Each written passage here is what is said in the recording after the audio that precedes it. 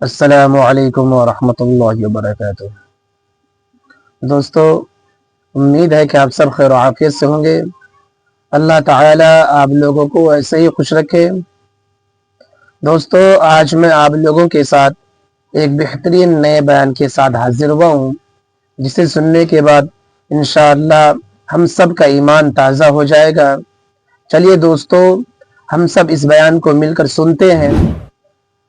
بیان کو سننے سے پہلے جو احباب میرے چینل کو سبسکرائب نہیں کیے ہیں وہ ضرور سبسکرائب کر دیں۔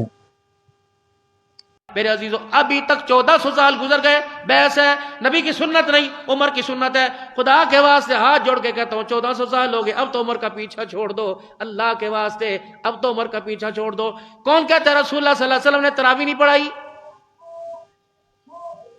3 دن رسول اللہ صلی اللہ تعالی علیہ وسلم اس نماز کے لیے باہر تشریف لاتے رہے۔ چوتھے دن رسول اللہ صلی اللہ تعالی علیہ وسلم تشریف نہیں لے کے آئے۔ صحابہ کرام حجرے مبارک کی طرف نگاہیں کر کے تک رہے ہیں۔ اللہ اکبر۔ جب حضور تشریف لائے، آپ نے فرمایا، میں تمہاری آنکھوں کی چاہت کے اندر، تمہاری آنکھوں کے اندر دیکھ رہا ہوں تمہاری کیا چاہتی۔ اس نماز کے لیے میں چوتھے دن آتا۔ اور لوگوں، اگر یہ نماز میرے اللہ کو بہت پسند آتی، یہ نماز اللہ میرے پر فرض کر دیتا، میری وجہ سے امت میں فرض کر دیتا۔ میں اس لیے نماز پڑھنے نہیں آیا، کہیں نماز چوتھے دن دیکھ کے اللہ فرض نہ کر دے۔ حضرت عمر رضی اللہ عنہ نے تراویح ایجاد نہیں کی، اللہ کی قسم۔ رسول اللہ صلی اللہ علیہ وسلم کے دور میں ہوئی، سیدنا صدیق اکبر رضی اللہ تعالیٰ عنہ کے دور میں ہوئی، حضرت عمر رضی اللہ تعالیٰ عنہ کا دور آیا تو جگہ جگہ مسجدوں کے اندر کبھی 4 ادھر 5 ادھر، اپنے اپنی مرضی کا قاری جس کی تلاوت پسند ہوتی ادھر کھڑا کر لیتے، ادھر کھڑا کر لیتے۔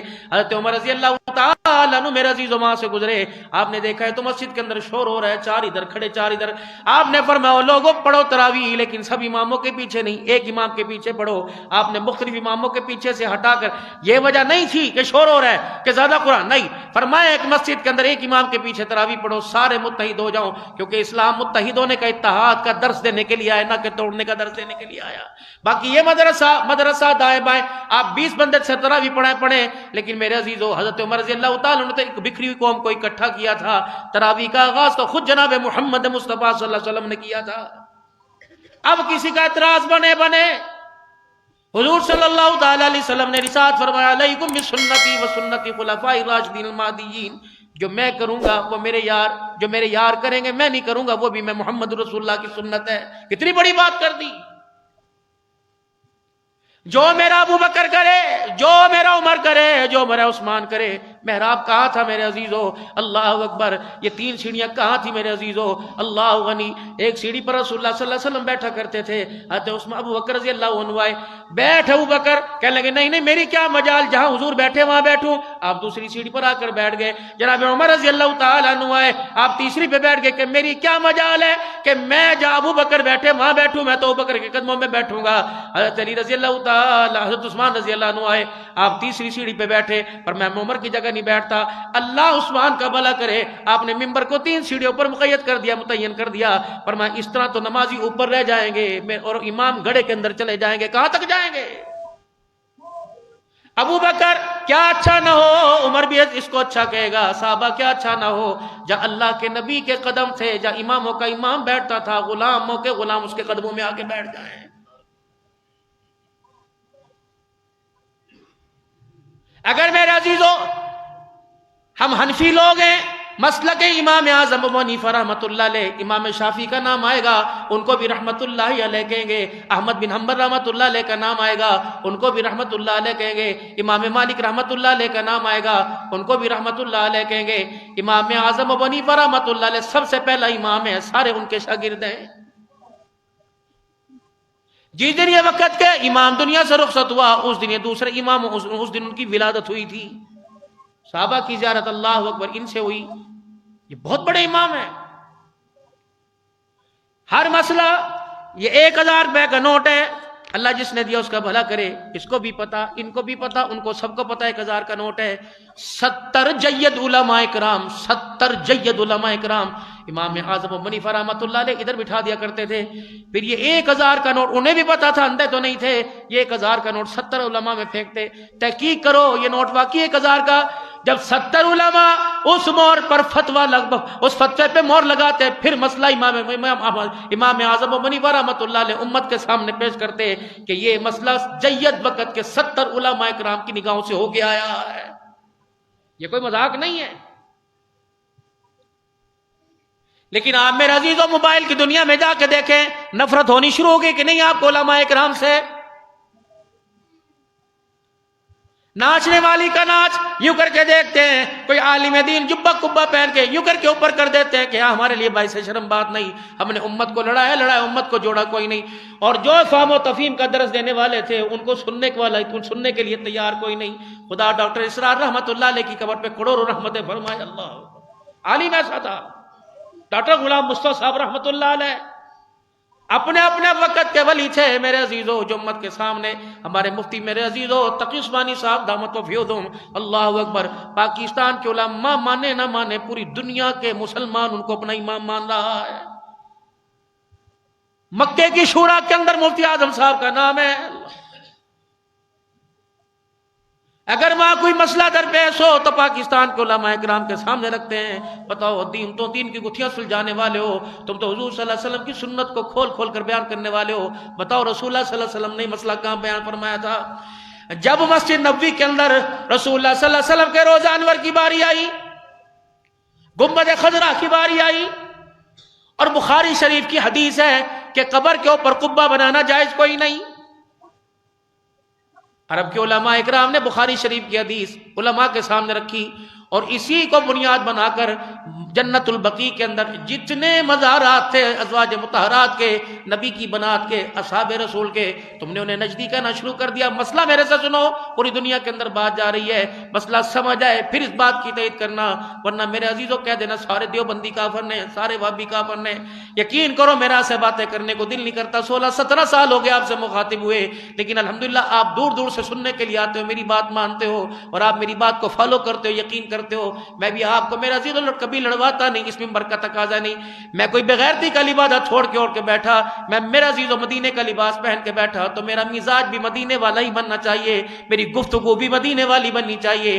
ٹوٹے ہوئے لوگ آتے ہیں میں ان کو سمیٹوں، بکھرے آتے ہیں میں ان کو سمیٹوں، ٹوٹے آتے جوڑوں، روتے آتے ہیں میں ان کو ہنسا کے بھیجوں۔ میرے عزیزوں زخموں پہ زخم دینا ہمارا کام نہیں، بلکہ ہمارے اکابرین نے ہمیں زخموں کے اوپر مرہم پٹی کر ہمارا کام بتایا۔ حضرت گنگوہی رحمت اللہ علیہ کے سارے شاگرد تھے، مولوی الیاس رحمت اللہ علیہ، مفتی کفایت اللہ دہلوی رحمت اللہ علیہ، حضرت شیخ الہند رحمت اللہ علیہ، حضرت مولانا حسین احمد صاحب مدنی رحمت اللہ علیہ۔ الیاس جی تو نے تبلیغ کے کام کو سنبھالنا، تفسیر کے کام کو مدنی تو نے سنبھالنا، دہلوی تو نے فتوے کے کام کو سنبھالنا، یہ ساری کام کی ذمہ داری لگا دی۔ حضرت مولانا الیاس صاحب رحمۃ اللہ علیہ فرماتے ہیں میں مدینہ شریف چلا گیا، میں نے کہا میں اکیلا پوری امت کا بوجھ کیسے اٹھاؤں گا، میں وہاں کتنے دن استخارہ کرتا رہا، رسول اللہ صلی اللہ علیہ وسلم کی خواب میں بشارتیں ملتی رہیں کہ الیاس واقعی ہندوستان چلا جا، اللہ نے تیرے سے بہت اونچا کام لینا ہے۔ تبلیغ کا کام ان کے ذمہ لگا، اور میرے عزیزو جہاد کا کام جو تھا حضرت شیخ الہند رحمۃ اللہ علیہ کے ذمہ لگا۔ مالٹا کی جیل گواہ ہے، اسیر مالٹا کون تھا؟ شیخ الہند رحمت اللہ علیہ، حضرت محمود الحسن دیوبندی رحمت اللہ علیہ تھا۔ یہ نام نہاد کے مسلمان اس وقت کہاں تھے؟ انگریزوں کے ساتھ ٹکر لینے والا کون تھا؟ کہاں ہے محافظ ضامن شہید رحمت اللہ علیہ؟ اللہ اکبر، جس کے سینے میں انگریز کی گولی لگی 24 گھنٹے اس کے لبوں پر رسول اللہ صلی اللہ علیہ وسلم پر درود شریف ہوتا تھا۔ جب اسے گولی لگی تو آخری وقت ہے، لوگ کلمہ ایمان قرآن زیادہ پڑھتے ہیں، آخری وقت کے اندر انہوں نے درود شریف پڑھنا چھوڑ دیا۔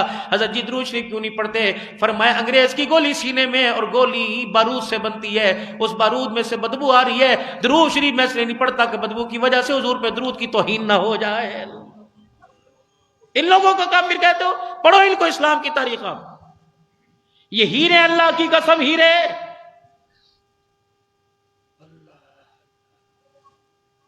میں کہاں سے لاؤں؟ مولانا قاسم نانوتوی رحمت اللہ علیہ اور رشید احمد گنگوئی، 1857 کی جنگ آزادی شاملی کا میدان ہے، انگریز نے یوں بندوق اٹھائی اور مولانا قاسم نانوتوی رحمۃ اللہ علیہ کے یہاں گولی مار دی، اتنی تیز سے گولی اندر گئی، باہر نہ نکلی، اندھے ہو گئے، آنکھوں کی بینائی چلی گئی، وہیں بیٹھ گئے۔ حضرت گنگوہی نے آ کے پکڑ کے گود میں اٹھا لیا، فرمایا بتا بتا کیا بات ہے قاسم نانوتوی کا گولی لگ گئی، بینائی کم ہو گئی۔ فرمایا دنیا کی دوائی میرے پاس کوئی نہیں، میرے پاس کوئی گولی کوئی انجیکشن نہیں تیری بینائی واپس لا سکوں، لیکن ایک وظیفہ میرے پاس ہے، ایک عمل میرے پاس ہے۔ حضرت گنگوہی رحمۃ اللہ علیہ نے مولانا قاسم نانوتوی کو اپنی گود میں لٹا لیا اور 3 مرتبہ درود شریف پڑھا، اپنی زبان کو اپنے منہ سے نکالی، سارا تھوک اپنی زبان پہ لگایا، مولانا قاسم نانوتوی کے ماتھے پہ بلنا شروع کر دیا۔ فرمایا بیٹے اب آنکھیں کھول۔ حضرت نانوتوی رحمۃ اللہ علیہ نے آنکھیں کھولی، مسکرا کے کہنے لگے رب اکبر کی قسم ہے بینائی تو واپس آ گئی، ماتھے سے گولی کا نشان بھی ختم ہو گیا۔ اللہ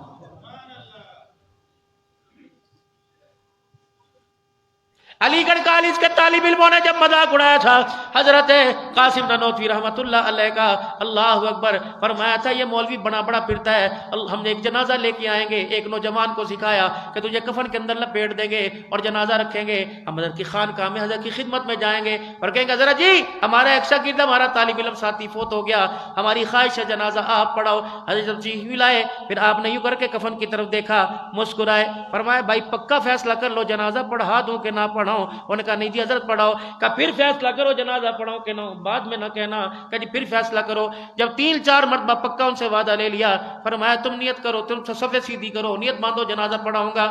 اللہ اکبر کہہ کے جنازہ پڑھایا۔ میرے عزیزوں پیچھے سے شاگردوں نے شی یا دف بجائی یا تالی بجائی کہ اٹھ جا، اس کا مذاق اڑا۔ آپ نے السلام علیکم ورحمۃ اللہ، السلام علیکم ورحمۃ اللہ، اپنا جوتا جھاڑا، پاؤں میں پہرا، کہ میں نے کہا تھا نا میں جنازہ پڑھاؤں نہ پڑھاؤں، اب یہ قیامت کی صبح اٹھے گا، آج کے بعد یہ کبھی نہیں اٹھے گا۔ اللہ دلی کے لوگ آ گئے، حضرت جی ایک دہریے نے خدائی دعویٰ کر دیا۔ آپ نے فرمایا کیا ہوا؟ کہ دلی کے چوک کے اندر چھلانگ مارتے ہو، اوپر ڈھائی مارتا ہے، زمین کے اندر گھس جاتا ہے، یہاں گھستا ہے وہاں نکلتا ہے، لوگ اسے سجدہ کر رہے ہیں، پیشانی ٹیک رہے ہیں، لوگ اس کے آگے ہاتھ جوڑ رہے ہیں، اللہ کو بھول گئے، رسول اللہ صلی اللہ علیہ وسلم کو بھول گئے، مسلمان جو ہے ان کا ایمان ڈگمگا رہا ہے۔ آپ نے اپنی جوتی پہنی، سیدھے چلے گئے۔ خدا کی قسم یہ صحیح معنوں میں عاشق رسول تھے۔ آگرے کا غصہ ہندوستان والوں کو پتہ ہے، آگرے کا غصہ بڑا مشہور تھا، لوگ آگرے کے غصے کی بڑی قدر، جوتے کی قدر کیا کرتے۔ حضرت رحمت اللہ علیہ کے پاس آگرے کا غصہ آیا، حضرت 300 میل سے آپ کے پاس لے کے آیا، حضرت نے زار ہو قطار رونا شروع کر دیا، فرمایا بھائی کسی اور کو پہنا لے، میں نہیں پہنوں گا، تیرے غصے کو سر پہ تو رکھوں گا لیکن پاؤں میں نہیں پہنوں گا۔ اس نے کہا حضرت کیا؟ فرمایا جو گنبد خضرا کا رنگ ہے وہی رنگ تیرے غصے کے تلے میں ہے، جو رنگ حضور کے روزے پہ چڑھا میں پیروں میں پہنوں، کہیں حضور کے روزے کی توہین نہ ہو جائے۔ جس کے جسم میں چڑیا جتنی جان نہیں، ناراض نہ ہونا، پھر میں پیار محبت سے کہوں گا، وہی نہ کابرین کے اوپر میرے عزیزوں انگلیاں اٹھاتا ہے جن کی آنکھ میں، اللہ اکبر۔ میرے عزیزوں انور شاہ کشمیری یا مولانا اشرف علی تھانوی رحمۃ اللہ علیہ کے بارے میں لکھا، جو آپ کے ہاتھ میں سٹک ہوا کرتی تھی، اس سٹک کو پکڑنے والے حصے کو محراب کی طرف کرتے، ایک دن نیچے لگنے والے حصے کو محراب کی طرف کر دیا، آپ اٹھ کے کھڑے ہو گئے، فرمایا بابو یہ سرا زمین پر آتا ہے، قبلے کی کہیں توہین نہ ہو جائے، اس کو سیدھا کر دے۔ حضرت انور شاہ کشمیری رحمۃ اللہ علیہ کو جس ہفتے رسول اللہ صلی اللہ علیہ وسلم کی زیارت نہیں ہوا کرتی تھی، اس ہفتے آپ کو 10 جلاب لگ جایا کرتے تھے۔ جب آپ بار بار باتھ روم آتے جاتے تو آپ کے شاگرد دیکھ کے کہتے اس ہفتے انور شاہ کشمیری کو رسول اللہ کا دیدار نہیں ہوا ہے۔ کہاں سے لاؤں؟ مولانا قاسم نانوتوی رحمۃ اللہ علیہ۔ میرے عزیزوں میں کوئی اپنے کابرین کو تمہارے پہ تھوپنے نہیں آیا، آپ اپنی مرضی کرو، لیکن میرے عزیزوں کپڑے کے بارے میں قیاس رائی کرنے سے پہلے کپڑا دیکھتے ہو، کھانے کو دیکھتے ہو، فروٹ لینے سے پہلے فروٹ کو ہاتھ میں لے کے دیکھتے ہو۔ خبردار لوگوں کی انگلی کو اٹھتا دیکھ کر خود بھی انگلی نہ اٹھاؤ، پہلے اچھی طرح تحقیق کرو یہ کون لوگ تھے، من میں آئے سمجھ میں آئے تو ان کی اتباع کرو، ورنہ میرے عزیزوں لنا اعمالنا ولکم اعمالکم، تمہارے اعمال تمہارے ساتھ، ان کے اعمال ان کے ساتھ ہیں۔ 3 دن مولانا قاسم نانوتوی رحمۃ اللہ علیہ مدینہ شریف گئے، اللہ اکبر، صفہ کے چبوترے سے واپس آ جاتے ہیں، لوگ کہتے ہیں حضرت جی کیا بات ہے، مدینہ ہندوستان کے اندر تو مدینہ مدینہ کرتے ہو، یہاں کیا بات ہے؟ فرمایا تمہیں پتہ نہیں ہے، عمل پلے کچھ نہیں، دامن داغدار ہے، محمد بھی سونا، محمد کا روزہ بھی سونا، مدینہ کی مٹی بھی سونی، میں اس لیے مدینہ میں حضور کے روزے کے سامنے نہیں جا رہا، میں سلام پڑھوں، آپ فرمائیں سلام کا جواب بعد میں دوں گا، پہلے بتا کیا لے کے آیا، میری جھولی خالی ہے۔ 3 دن نہیں گئے، چوتھے وقت تہجد کے وقت آئے، اللہ اکبر، مرید دیکھ رہے ہیں ریاض الجنہ سے ہوتے ہوئے آ رہے ہیں اور اپنی زبان اپنے ہونٹوں پہ پہ پھیرتے ہوئے آ رہے ہیں. حضرت جی کیا ہوا؟ فرمایا آج مجھے خود بلا لیا، میرا سلام بھی قبول کیا، اپنے ہاتھوں سے مجھے شہد بھی چٹا دیا. اللہ،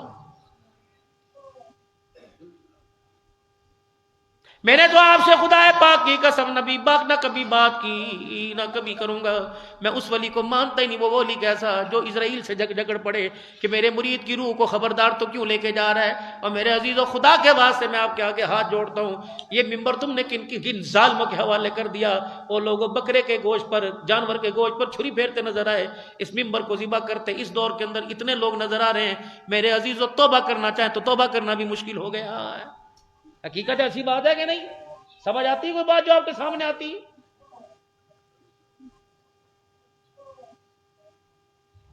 جو بھی کھڑا ہوتا ہے سرکار آ گئے، سرکار چلے گئے، سرکار خدا کے واسطے، خدا کے واسطے 70,000 فرشتہ لائنوں میں کھڑا ہوا ہے. اللہ اکبر. 70 دائیں کھڑا ہوا ہے، 70 بائیں، 70 آگے 70 پیچھے. جبرائیل سارے فرشتوں کا سردار، وہ بھی ہاتھ پیچھے جوڑ جوڑ کے جا رہا ہے. کون جا رہا ہے؟ معراج کا دولہا جو حلیمہ کی بکریاں چرایا کرتا تھا، عرش مولا پہ اللہ سے ملاقات کرنے جا رہا ہے. 2,40,000 فرشتہ تو استقبال کے لیے آیا.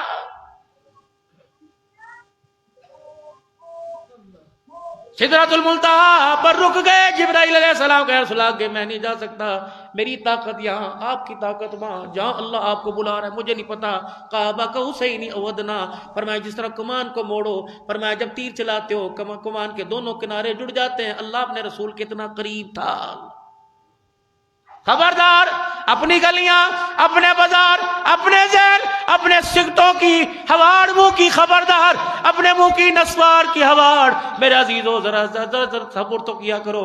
کہاں وہ آمنہ کا لال ہے؟ سیدہ ام سلمہ دنیا سے چلی گئی، ہاتھ سے نبوت کی خوشبو نہ گئی. میرے عزیزو وہ کھجور کا تنا، اللہ اکبر. میرے عزیزو رسول اللہ صلی اللہ تعالی علیہ وسلم جب ممبر نہیں بنا تھا، اللہ کے نبی خطبہ ارشاد فرمایا کرتے تھے ایک تنے کے سہارے لیا کے سہارے. جب وہ ممبر بن گیا تو پہلا جمعہ آپ نے ممبر پر پڑھایا. مسجد نبی میں رونے کی آواز آ گئی. اللہ کے نبی صلی اللہ علیہ وسلم نے دائیں بائیں دیکھا، صحابہ مڑ مڑ کے پیچھے دیکھ رہے ہیں. یا رسول اللہ رونے کی آواز کیا؟ آپ نے ممبر چھوڑ دیا. ممبر سے اترے اور اس درخت کو جا کے یوں کر کے سینے سے لگایا، جیسے بچے کو پیار کرتے ہیں ویسے پیار کرنے لگ گئے. آپ نے فرمایا ممبر میری جدائی میں رونے لگ گیا تھا. پھر آپ نے ممبر سے فرمایا، آپ نے اس درخت سے فرمایا کیا اچھا نہ ہو میں تجھے جنت اور اپنے درمیان نہ کر لوں. آپ نے اس کے ٹکڑے کروائے اپنے ممبر اور اپنے گھجرے کے درمیان. ما بین بیتی و ممبری روضۃ من ریاض الجنہ. اس کے درمیان میرے عزیزو جو لکڑی کا تنا میرے عزیزو حضور سے محبت کرے وہ بھی جنت میں سو رہا ہے. تو پھر بتاؤ صدیق عمر کے بارے میں تمہارا کیا خیال ہے؟ لکڑی کا تنا، بے جان، سانس نہیں، منہ نہیں، ہاتھ نہیں، پیر نہیں، وہ جنت میں سو رہا ہے جس نے تن من سب کچھ قربان کر دیا.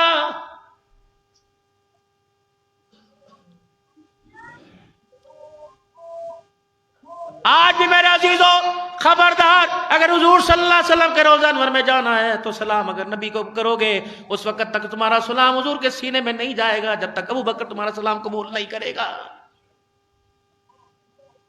سوچو تو صحیح، سلایا کہاں، بٹھایا کہاں؟ ابو بکر اگر تو 3 راتیں اپنی مجھے گود میں بٹھا سکتا ہے، میں محمد تجھے اپنی گود میں قیامت کی صبح تک بٹھا کے دکھاؤں گا. اللہ اکبر. جب تو نے مجھے گود میں بٹھایا تھا نظارہ کسی نے نہ کیا تھا، اب میں نے تجھے اپنی گود میں بٹھایا، قیامت تک آنے والے مسلمان اس گود کا نظارہ کرتے رہیں گے.